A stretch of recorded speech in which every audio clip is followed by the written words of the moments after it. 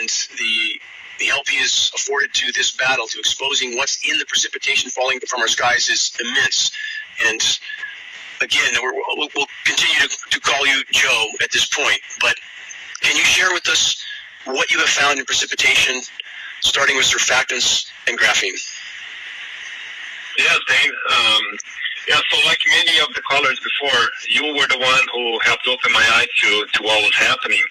And being a scientist, I thought, well, if Dane found all of this, I can do my own test and see if I can find the same thing and know for sure whether or not what he's saying is true or not. And sure enough, with the initial test, I started to find aluminum at very high levels, which was concerning.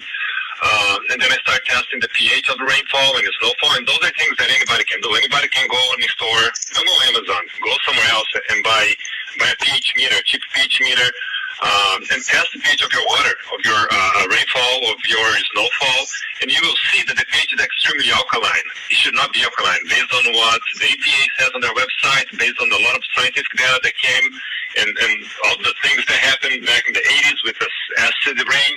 You know that the acid pH should be acidic, should be in the range of 5, a little bit above 5, for regular pristine rainfall. But what we're seeing is sometimes the pH of the rainfall is above 8, and that's the pH of seawater. So that's not possible unless there's something else being put into the atmosphere that is dragging that pH way up, way higher than it should be. So we continue testing, and we're finding that there is a lot of metals that are not supposed to be in the rainfall, and it just shows that, yes, they are spraying materials in the atmosphere. We're seeing a lot of potassium, a lot of calcium, a lot of magnesium, which is not possible to be up there. Some of the other things that we found, like you mentioned, we tested for surfactants, and to my surprise, that was a very surprising thing that we found. Snowfall particularly is very high in surfactants, and again, there should be no surfactant in snowfall. Why would it be there?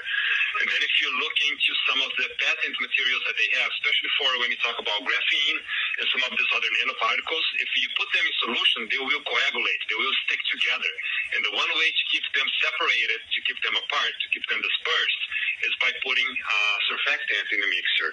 And that's what they are using to keep things to flow the way they do.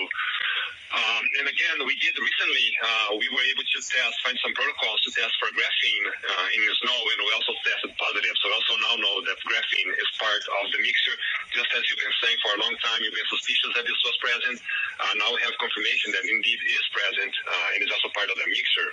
If I could hold you right there for one moment, Joe, and just to elaborate on a couple points you've made. First, on the surfactants, yes, exactly the effect that you described, keeping the coagulation from occurring in the dispersions. We see surfactants in some of the material mix